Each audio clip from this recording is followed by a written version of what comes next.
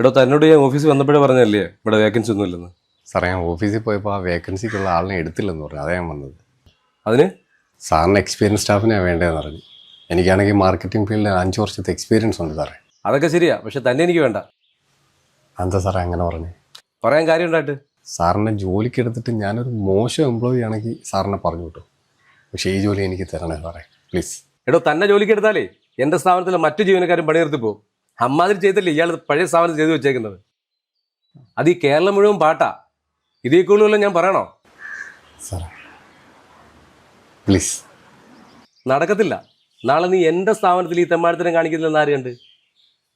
നിന്നെ ഈ സ്ഥാപനത്തിൽ നിന്നല്ല ഈ വീടിൻ്റെ പരിസരത്ത് പോലും കയറ്റം കൊള്ളാത്തവനാ. ഇറങ്ങിപ്പോടോ, എടോ ഇറങ്ങിപ്പോടോ.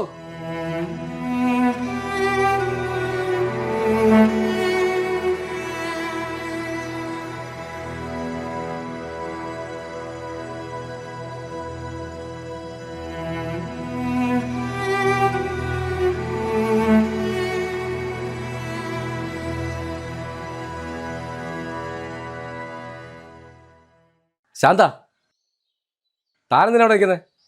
താനിങ്ങോട്ട് കയറുവാ. ഇതാ ജോണല്ലേ?